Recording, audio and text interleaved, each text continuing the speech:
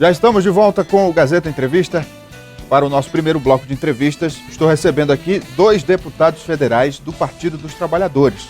O deputado Léo Brito, do PT do Acre, que já é conhecido do nosso público, e o deputado Vicente Cândido, que também é do Partido dos Trabalhadores, do PT de São Paulo, e é um dos cabeças do Partido dos Trabalhadores na Câmara Federal. Está visitando o Rio Branco a convite do deputado Léo Brito, porque hoje à tarde aconteceu aqui uma discussão sobre o novo Código Comercial, o qual tem a contribuição do deputado Vicente, e a gente vai falar um pouco desse assunto para começar a entrevista. Boa noite, sejam bem-vindos. Obrigado, Rogério. Um prazer muito grande participar aqui do teu programa e prestar conta aqui para os eleitores, para os contribuintes, para o povo do Acre e a partir daqui para o Brasil. Deputado Léo Brito, o motivo que trouxe o deputado Vicente aqui?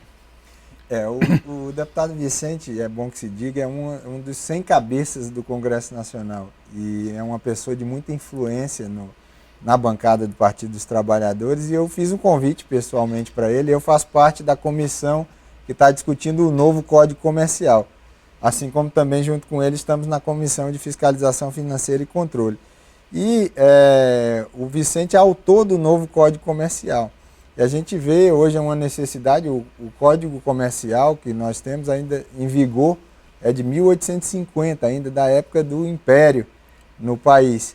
E é necessário que a gente possa atualizar o Código Comercial, tem um novo Código Comercial adequado à realidade do nosso país, à realidade empresarial do país, que é um país que precisa cada vez de novos empreendimentos, que precisa simplificar a sua legislação, que precisa consolidar essa legislação exatamente para que os comerciantes tenham a segurança jurídica necessária para fazer com que novos empreendimentos surjam no nosso país. E aí a gente fez esse debate importante com a participação aí da FEComércio, da Associação Comercial e de outros segmentos. E também o Vicente é diretor da área internacional da CBF. Tivemos hoje um debate importante com os clubes, porque nós aprovamos recentemente o Profut, né, lá na Câmara dos Deputados, que trata da questão do refis, do refinanciamento das dívidas dos clubes e outros aspectos que são importantes no funcionamento dos clubes e organizações esportivas do nosso país. E também visitamos o nosso governador Tião Viana, porque essa influência internacional do Vicente, ela tem muito a contribuir. Ele pode falar um pouco sobre a conversa que foi feita, muito a contribuir com os investimentos que estão sendo feitos, produtivos que estão sendo feitos no Acre. Deputado Vicente, sobre o Código Comercial, que mudanças mais profundas o senhor coloca nesse aspecto de modernizar a legislação? Primeiro, revitalizar o direito comercial no Brasil, que é um dos ramos do direito, está lá na Constituição, no artigo 22, inciso 1º, e foi abandonado pelos comercialistas durante anos. O Código Civil de 2002 tirou os primeiros 456 artigos que tratam do direito de empresas, deu uma desconcertada, deu uma burocratizada, uma complicada na vida dos empresários para abrir e fechar a empresa. Então nós estamos modernizando e trazendo de volta para o Código Comercial. Estamos trabalhando 7 cadernos, direito de empresas, comércio marítimo, setor agrário, os títulos eletrônicos, comércio eletrônicos, ou seja, nós teremos a partir daí, em sintonia com vários países do mundo, um novo Código Comercial desburocratizado, simplificando a vida da relação empresário-empresário. Isso vai facilitar a vida dos estudantes de direito, que hoje, quando estuda direito comercial nas faculdades, fica bambo, fica inseguro. Nós vamos consertar a vida do professor de direito comercial na universidade, né, que ele vai ter um código organizado, sistematizado, e nós vamos consertar a vida, sobretudo, dos julgadores, dos aplicadores do direito, né? Você não tem ideia, o quanto é difícil para um juiz, sobretudo de primeira instância, julgar uma demanda empresarial, uma briga empresarial, um litígio empresarial. Os julgados têm sido os mais esquizofrênicos que você possa imaginar. São muito díspares. Agora, o senhor falou na relação empresário ou empresa, e na relação empresa-estado, que há muitas reclamações dos empresários, do comércio em geral, a questão da burocracia, da dificuldade, enfim, contempla também esse lado? Não muito, né? Nós não entramos nessa seara porque senão seria difícil sair um novo Código Comercial, né? Quando você entra na área tributária, na relação direito administrativo, a questão da concorrência, que tem muito a ver lá com o CAD, é uma área mais complexa. Então, nós focamos na relação empresário-empresário, né, que já é bastante suficiente. Para você ter uma ideia, esse código já está, nós protocolamos o primeiro projeto com 651 artigos, ele já está com mais de 1000 artigos que entraram em novos cadernos, né? Então já é um código bastante robusto, né? Nessas outras áreas, as leis esparsas estão dando conta, né? Por exemplo, a lei de concorrência, por exemplo, a ASA, que é uma lei à parte, apesar de ser, mas também dá conta das economias mistas, né? Nós estamos consolidando aquilo que seja mais tranquilo, aquilo que não seja muito polêmico, né? E deixando essas partes mais complicadas, porque quando entra o governo no meio, aliás, o governo até ensaiou a apresentar esse projeto através do Ministério da Justiça, e nós não deixamos fazer, porque dificilmente sairia um código aí num prazo de 5 ou 6 anos de debate dentro do Congresso Nacional. Feita essa parte, aprovada essa parte, nós podemos partir para outras. Por exemplo, a lei de falência, a lei de recuperação judicial, que envolve setor tributário, né? Por exemplo, a própria lei de proteção à concorrência. Nós podemos mexer a lei, por exemplo, de proteção de marcas, né? E depois ir agregando dentro do código esses novos temas. Se a gente abrir muito o foco, abrir muito o leque, nós corremos o risco de não ter um código aprovado tão cedo. O senhor também tem trabalhado a questão da legislação que abrange os acordos de leniência, que é um assunto que tem sido muito discutido também em função das empresas envolvidas no escândalo da Petrobras. Nesse campo, né, dessa leniência que alguns setores defendem, para que o país não seja mais prejudicado do que já está, o que o senhor vislumbra que pode ser feito a curto, médio prazo? Nós concluímos já um substitutivo, uma alteração da lei, que foi um projeto do presidente Lula, a Lei de Combate à Corrupção, foi sancionada em 2013 pela presidente Dilma.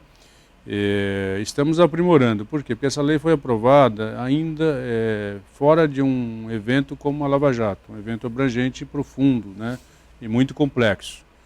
Nós fomos estudar a legislação, ainda bem que tem essa legislação, porque se não tivesse, a gente ia cair na lei de licitação, que é a 8666, que sugere só uma coisa: quando tem algum desvio, né, algum problema de uma empresa com o poder público, é o atestado de inidônea, né, que foi o caso da Delta, que você acompanhou aí alguns anos atrás, não é isso? E a partir dali o próprio governo, o presidente Lula, percebeu que essa lei mata a empresa, né? E a nossa Constituição Federal diz que nós temos que preservar a empresa, a pessoa jurídica não comete crime, quem comete crime são as pessoas que estão ali gerindo a empresa. Então teve esse avanço, mas ainda é insuficiente. Nós estamos com um texto hoje já bastante discutido, aprimorado, junto com o Ministério Público, junto com a AGU, junto com a CGU, que é a Advocacia Geral da União, com a Controladoria Geral da União, junto com empresários e trabalhadores. Está na CCJ, na Comissão de Justiça da Câmara, para ser levado a voto aí nos próximos dias, colocando em linha o Brasil com o mundo desenvolvido. Por exemplo, os Estados Unidos, que tem a legislação mais avançada nesse sentido. Com a Alemanha, por exemplo, nós estudamos muito o sistema da Alemanha. Também, se você acompanhar o caso do metrô de São Paulo, que envolveu a Siemens, né, que é uma empresa alemã, ela foi lá, pagou a multa, né? O que mais mexe na empresa é o bolso. Exatamente. E continua trabalhando, continua produzindo riqueza e pagando seus impostos. E aí essa questão da multa e da restituição do que foi desviado como forma de punição, né? Então, nós queremos avançar para isso. Nos Estados Unidos e Alemanha, que são os dois países talvez mais fortes nessa legislação, você, né, penaliza, né, é pecúnio, você vai lá, paga, repara o erário, e está resolvido, você não tem crime penal nessa situação, né? Nós queremos avançar para isso, a gente não conseguiu ainda nesse ponto. Nós estamos chegando no pagamento da multa, de você recuperar o prejuízo lá para o poder público, mas ainda vai ter alguma penalidade aí para a pessoa física. Mas o passo seguinte é você também tirar a penalidade da pessoa física, porque o que interessa para o Estado é recuperar o prejuízo financeiro, né, com multas e correções, né? Às vezes são multas caríssimas. A Petrobras acabou de fazer um acordo através da CGU, da Controladoria da União, com a empresa holandesa, né? Vai ressarcir R$1 bilhão lá para a Petrobras. É isso que interessa, né? Colocar o empresário, o criminoso na cadeia, você arruma mais uma despesa para o Estado, então não é racional. Os americanos são muito pragmáticos nessas questões, tá certo? Quanto custa você manter um executivo preso, por exemplo, né? Então, para que eu vou arrumar mais despesas se eu estou querendo ressarcir o prejuízo? Porque o grande prejuízo é de fato o erário. O deputado Léo, acho que quer acrescentar alguma coisa, deputado? Não, é só para... O deputado já falou, mas foi muito importante essa... Nós tivemos agora uma audiência na CPI da Petrobras, o presidente Bendini da Petrobras falando que já houve um ressarcimento de 300 milhões à Petrobras. E a gente, logo no início, eu faço parte da comissão, existia uma resistência muito grande do Ministério Público Federal e também da própria oposição em relação aos acordos de leniência. E esse dado que foi dado pelo deputado Vicente agora, a respeito da SBM Offshore, que é uma empresa que desde a década de 90 pagava propina para a Petrobras. Eu fui a Londres investigar isso na CPI. E agora nós vamos ter um ressarcimento de 1 bilhão. Talvez não tenha nenhum precedente na história do nosso país de um ressarcimento de 1 bilhão de dólares ao patrimônio público do país. Então, a importância dos acordos. O senhor foi presidente da Comissão de Constituição e Justiça da Câmara. E hoje a gente acompanha essa situação envolvendo a Câmara e o STF em relação aos pedidos de impeachment. Como é que o senhor, como jurista, vê a atitude do Eduardo Cunha, né, a liminar do STF que impediu o rito de impeachment? Qual a opinião do senhor? Acho que cada um cumprindo a sua função. O STF foi demandado, decidiu sabiamente naquela questão, né, proibindo o presidente Eduardo Cunha que inovasse naquela questão. Ou seja, ele não podia criar um regimento dele, da cabeça dele. Ou seja, uma questão de empichar um presidente da República, um prefeito, um governador, não pode ser uma questão ditada apenas pelo presidente do Poder Legislativo, quer seja a Câmara Municipal, a Assembleia Legislativa ou a Câmara Federal. É isso? Então a ministra Rosa Weber foi taxativa nesse ponto, só que não trancou a possibilidade, né? O presidente Eduardo Cunha ele pode, se ele quiser deferir, se ele quiser instaurar um processo de impeachment, a legislação é clara, ele vai seguir a lei 1079 de 1951, que tem lá um rito próprio acrescentado os precedentes, né, pelo então presidente da Câmara, Ibsen Pinheiro, no caso do impeachment do Collor. Então não tem nenhum problema, aí não tem nenhum trancamento. Agora, o presidente Eduardo Cunha tem sistematicamente dizendo que não tem, os processos que foram protocolados até agora, não tem tese jurídica que justifica um pedido de impeachment. Então, mas o parecer do TCU, esse parecer do TCU não, reprovou as contas? Não, também não, que ele tem defendido uma tese já de muito tempo e ancorado por alguns outros juristas, que o crime cometido, se é que é crime, porque na nossa tese também não de um mandato anterior não contamina o mandato seguinte. Então ele não quer quebrar esse precedente que já existe julgados nesse sentido.